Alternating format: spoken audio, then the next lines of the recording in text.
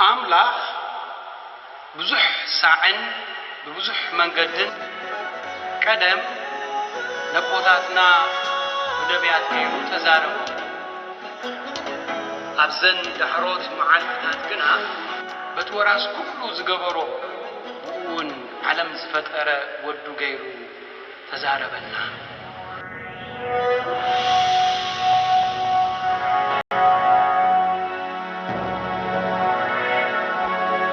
ناي علاتو ابناي لاتين قداسي زنبب نبابات قال أملاخ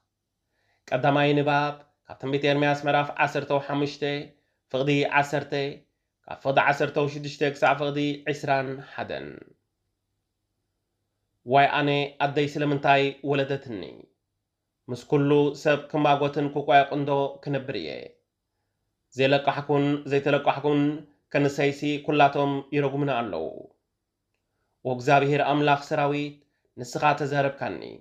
ኣነ ኻነ ተዘረብካኒ ቃላት ኩሉ ሰማዕክዎ ብስምካ ሰሰምየ ናትካ እየሞ ቃላትካ ንልበይ ሓጎስን ፍስሓን መልኦ ኣባይቶ መላገጽቲ ኣይተቐመጥኩን ብዝረብኦም እውን ባህ ኣይበለንን ትእዛዛትካ ምእንቲ ክፍጽም በይነይ ተቐመጥኩ ኣዝየ እውን ተቖጢዐ ነበርኩ ስለምንታይ ከየቋረጽኩ ዝሳቐ ስለምንታይ ከየቆስለይ ዝልግም ከምቲ ብሓጋይ ዝነጽፍ ዓይኒ ማይዶ ተስፋ ከተቁርጸኒ ኢኻበልኩ ሽዑ እግዚአብሔር እንተ ተነሳሕካ ክቕበለካ እየ ከም ብሓድሽ እውን ኣገልጋለይ ክትከውን ኢኻ ኮንቱ ዝረባ ገዲፍካ ቁም ነገር ዘለዎ ዝረባ እንተ ሰበኽካ መሊሰናተይ ነቢ ክገብረካ እየ ነቶም ህዝቢ ናባኻ ተመሊሶም ስለ ዝመፁ ናብኦም ምኻድ ኣይከድልየካን እዩ ኣብ ቅድሚኦም ብናሓሲ ከም ዝተሰርሐ ጽኑዕ ቁጽሪ ክገብረካ እየ ንሳቶም ክዋግኡኻ እዮም ግናኸ ኣነ ምእንቲ ከድሕነካን ከናግፈካን ምሳኻ እየ እሞ ኣይክስዕሩኻን እዮም ካቢድ እኩያት ከናግፈካ ካቢድ ሓያላት ከዓ ክብጀወካ እየ ኣነ እግዚኣብሔር ተዛሪበ ኣለኹ ኢሉ መለሰለይ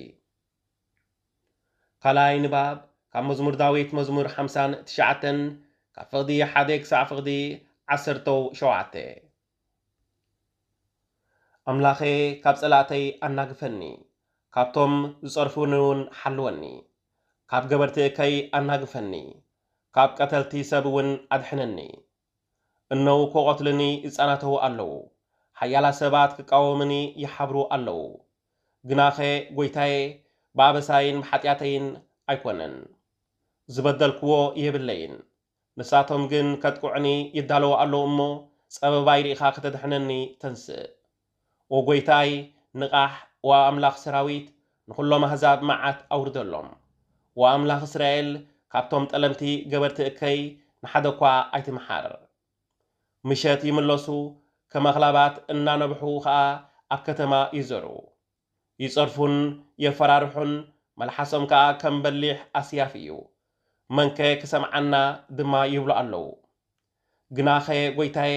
ንስኻ ትስሕቆም ንኹሎም ኣሕዛብ ተባቂወሎም ኣምላኸይ ንስኻ እምባይ ኢኻ ኣታሓይለይ ኣባኻ ዕቆብ እኒኹ ኣምላኸይ የፍቅረኒ እዩ ክዕቆበኒ እውን እዩ ኣምላኽ ተሓጒሰ ውጥቀ ጸላእተይ ከም ዝርኢ ክገብረኒ እዩ ህዝበይ ከይርስዑስ ኣይትቕተሎም ወእግዚአብሔር ዋልታና ብሓይልኻ أخبللهم أمو أودقهم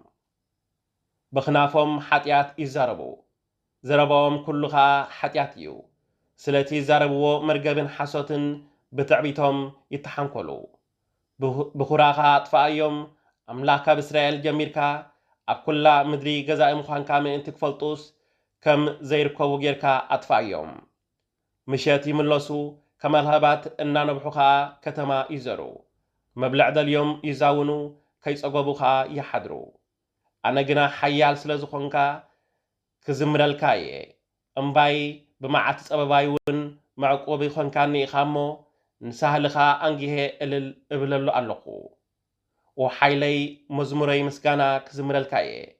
أمبايسي أملاخ اتذكرني أملاخيو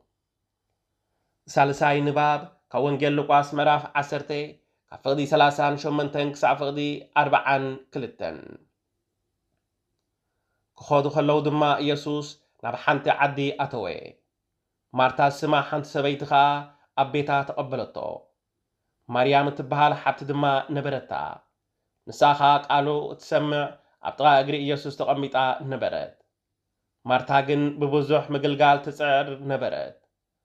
ደው ኢላ ኸዓ ጐይታይ ሓብተይ ሓዲጋትኒ በይነይ ከገልግልዶ ግዲ የብልካኒ ኸ ክትድግፈኒ እንዶ ንገራ በለቶ ኢየሱስ ድማ ማርታ ማርታ ብብዙሕ ነገር ትጭነቕን ትስህርን ኣለኹ እቲ ዘድሊ ግና ሓደ ነገር ጥራይ እዩ ማርያም ሲ ኻብኣ ዘይውሰድ ሰናይ ግዜ ሓርያ ኣላ ኢሉ መለሰላ እዚ ቃል እግዚኣብሔር ኣምላኽ እዩ